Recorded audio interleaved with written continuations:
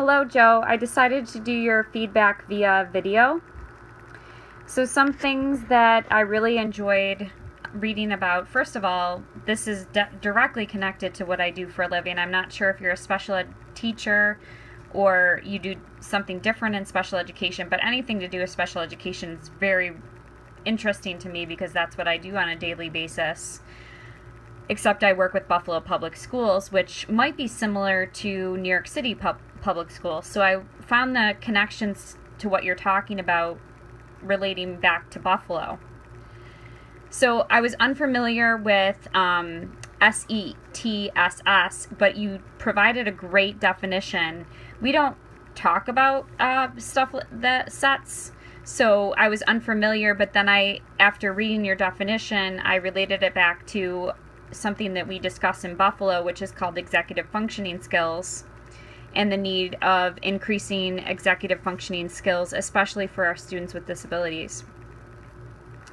So looking at the populations that you talked about that are receiving this, you talked about speech and other impairments such as ADD, ADHD, and LD, and not as much ED, TBI, ED, and ID, which I found kind of interesting. I wonder what the reasoning behind that was. And I agree with you. There is a great disparity of selecting certain types of disabilities over others down here where you mentioned that.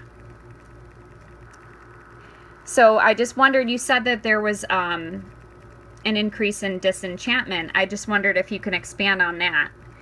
I was really interested in hearing more about that.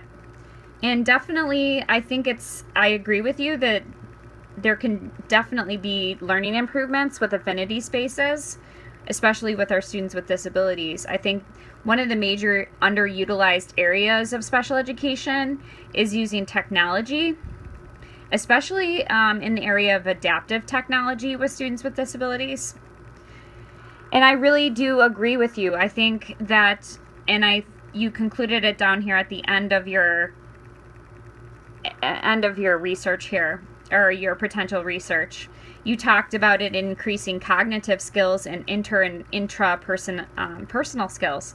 I think that that's really powerful, because I think that it definitely has the potential to do that, and also for specific types of disabilities such as autism, where it might be very challenging for a student with autism to interact with a student face-to-face, but online or in other forms, it might be a little bit easier for them to communicate back and forth with another student in that fashion.